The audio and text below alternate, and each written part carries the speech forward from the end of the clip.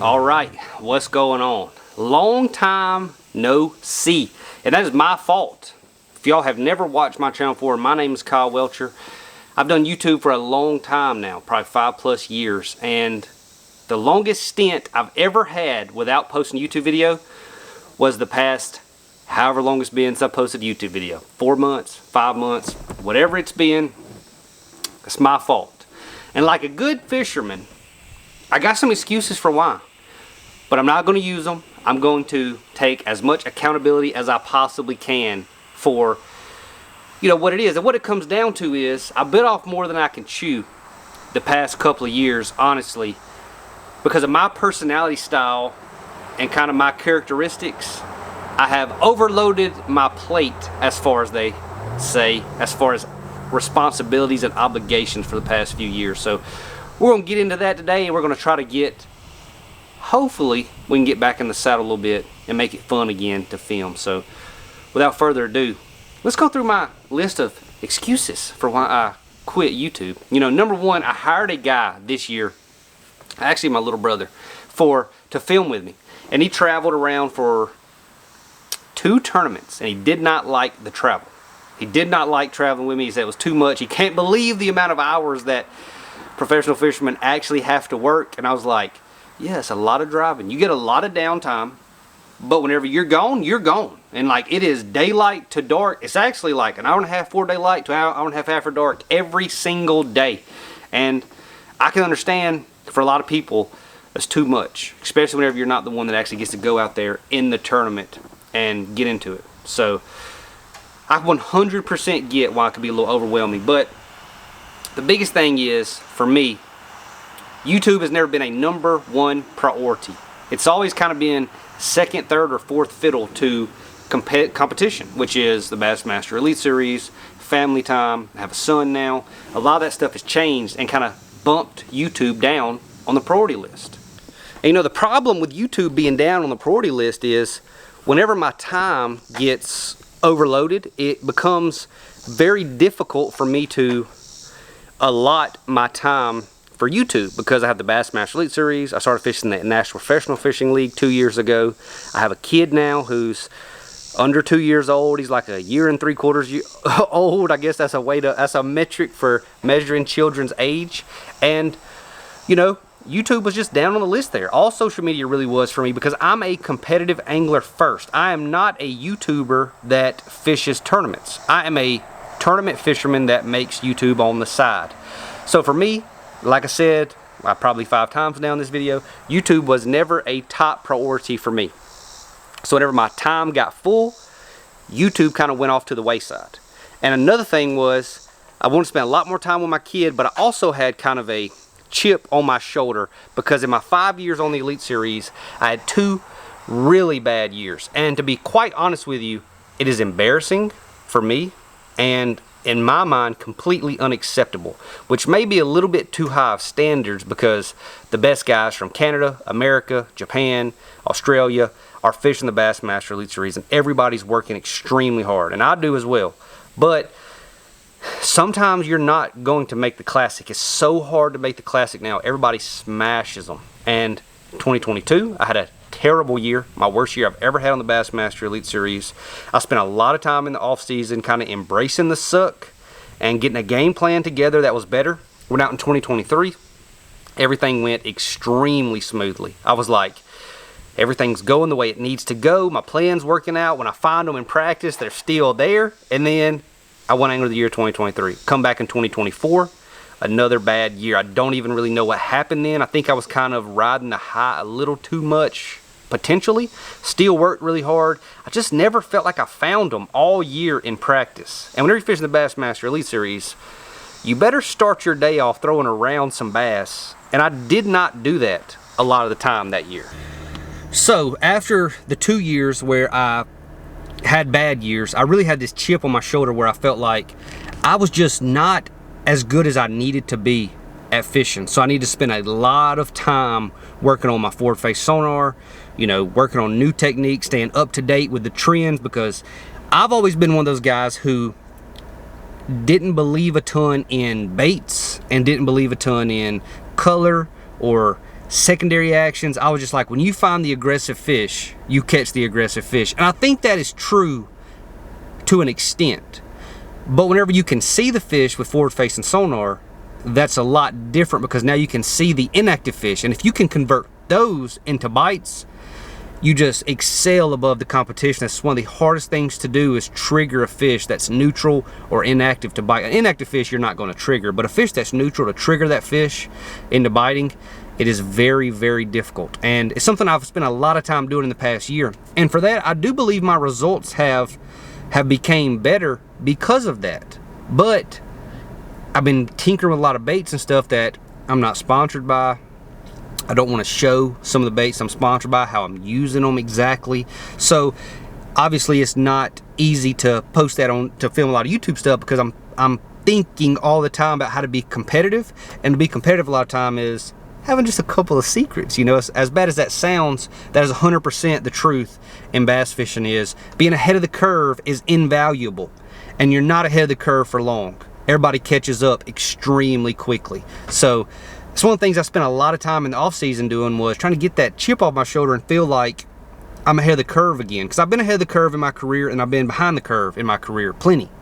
So I just wanted to get back ahead of the curve. And I'm not saying I'm super far ahead of the curve right now, but I do feel like I've got a couple of up-to-date trends that have been working for the past couple of years. You know, by no means am I saying that being competitive is a bad thing, or working to get better is a bad thing. We're just kind of saying that to kind of shine light on where my mindset has been for the past 2 years, specifically 1 year. That's why I've kind of hired out the YouTube stuff to a cameraman for last year and this year. And, you know, it just didn't really feel the same. And YouTube is 100% supposed to be fun. So that's what we got to get back to, is having fun. All right, and you know, doing YouTube for all those years has always been really, really fun and rewarding, but also it's been really cool to be able to go back and relive a lot of the moments and a lot of the accomplishments that I've had in fishing, and a lot of the failures too, because there's a lot of learning experience that I've had from it. You know, the other day I went filming with a buddy of mine from the same town. His name was Fishing with Smalls, Mitchell Smallwood, and it was fun. It was fun to go film. So that's another thing that wanted me to kind of get back into it, even though I've been kicking around the idea for a while. And as far as making fishing fun, I've always tried to film YouTube videos on places where it's just fun to fish, catching them, in my opinion, some of the most fun ways you could possibly catch fish. And speaking of that, one of my favorite places in the world to film, we're here right now. We're actually going to film for a couple hours. We got some really good conditions coming. Here in about 45 minutes, the bite should be super, super good. So we'll get a chesty on. We'll see how it goes from here. So I love this place. I don't get more fired up to fish anywhere in the country than I do this river we're on right here, because this is the best place you can fish close to my house, and it's always been that way. So let's go catch a dang biggin.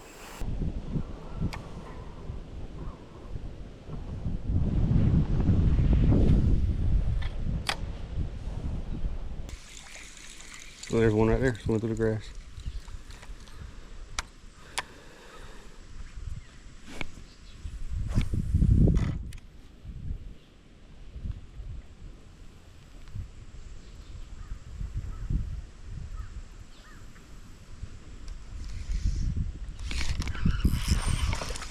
Hey, hey, hey.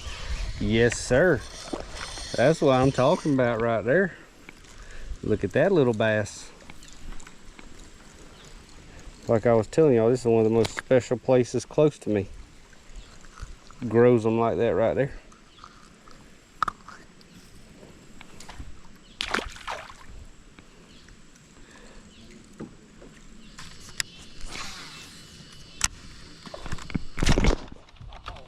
I'm telling you, dude, they won't get this sucker. It's unbelievable. I don't understand it, but they will not get these things.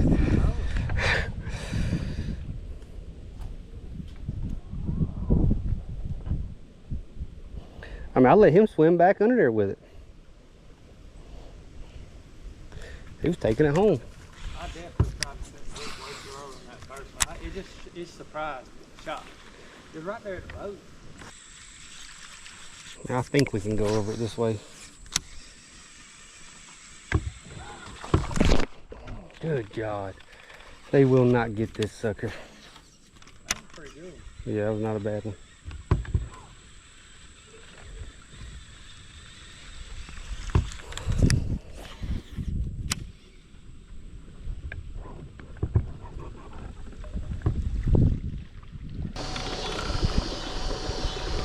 All right, people, as you can tell, the current is on full bore. We're rotating through baits. Left one rod back here. Trying to figure out something they'll bite. The fish are limited on options, so they have to be somewhere close to where we are. We just gotta figure out what'll make them bite.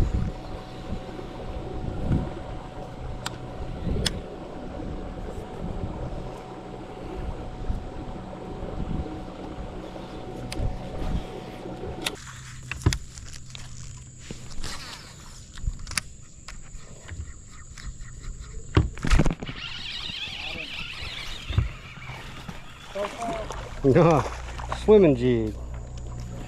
It's fun though. Gotta give my buddy the assist on that one. I was gonna throw over there, he threw over there, so I turned and threw the other way. Little one, but at least we caught one. Current's ripping. Let me get out of there. I've seen it before where they just don't want to come up on top water. It's hot, so my first instinct was to throw the top water, and then I had some miss it. Picked up a swim jig and got a committer.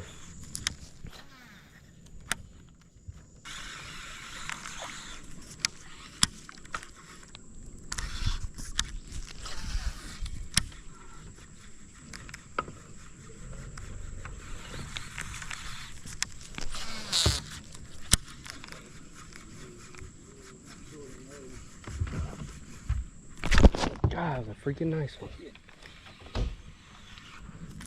I didn't know what you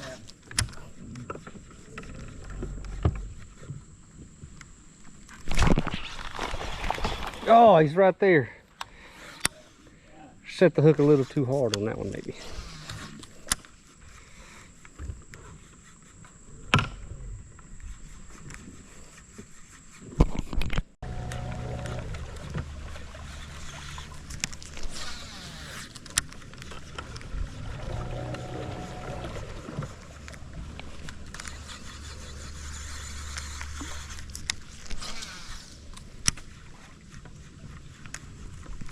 Good one. There we go. There we go.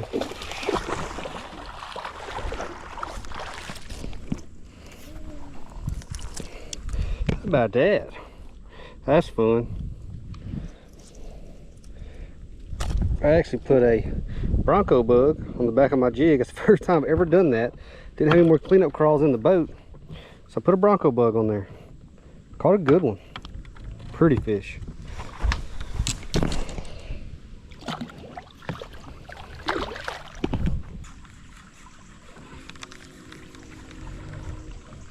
God, get it.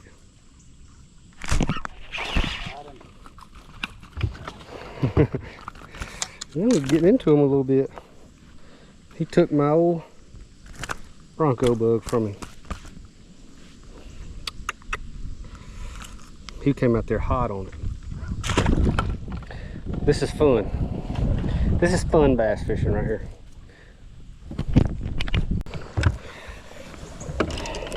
Let's see what all the fuss is about on one of these topwater baits. I keep hearing about topwater. I ain't never caught one on topwater, so we're gonna try it. That's the challenge of the day. Catch my first topwater bass.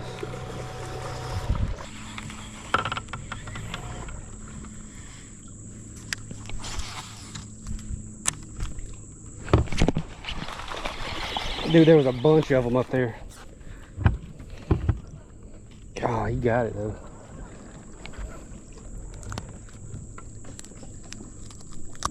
I mean, a bunch of them up there. See if we can't get another one.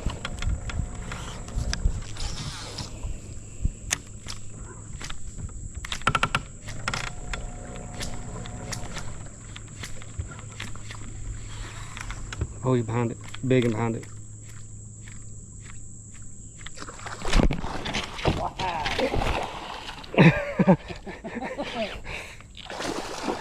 About knocked him in the boat. That's the biggest one there. Yep. That's crazy. Did you watch him eat it right there? That's sick.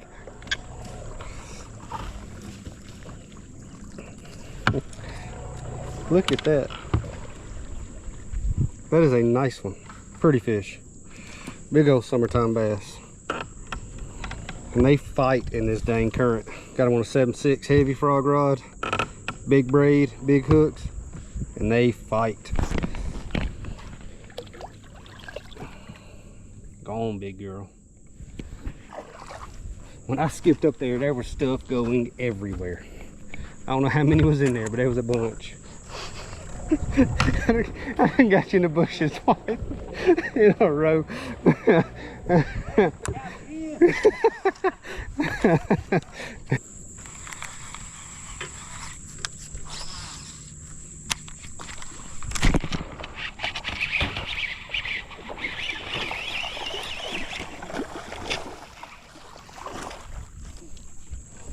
How about that, Linky man?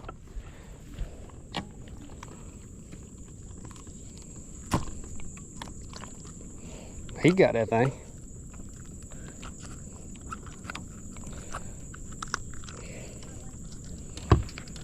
Pretty one. Fish.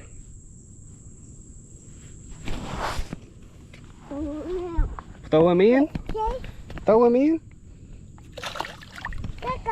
Go. Go. By a fish. I think he really did say throw him in. Look at this. Look at that. That's bad. That's about par for Hunter. Kyle, give me yours now. Here. Hurry. Here, take mine. Whatever. I don't even know how the heck this all happened. We got this pretty jacked up, you ask me. Better get it on video. You just worry about catching a big one. Are we filming for TK and Mike right now, or what are we doing?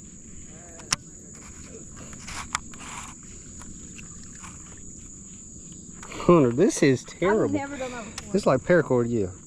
Do any guys out there believe it when a girl says she's never done that before?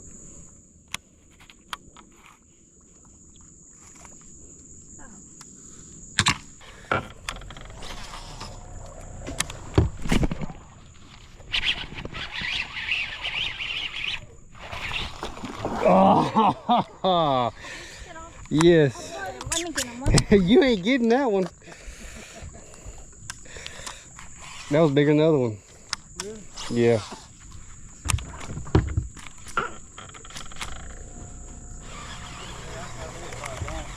Yeah, that one's over. I skipped over dude and he missed it. I skipped it back up there, dude, and he did not miss it. I hate that I lost that one. It was a freaking big one.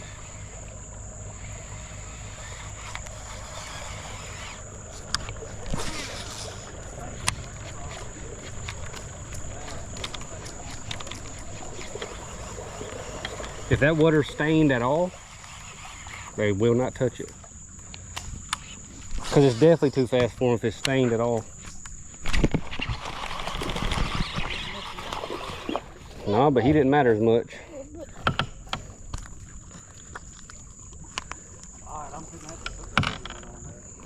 Just lost a 10-pounder. Getting caught a baby boy. What do you think, Link? Was that when I lost 10 pounds? Yeah, me too. I think so too. Link, you want him?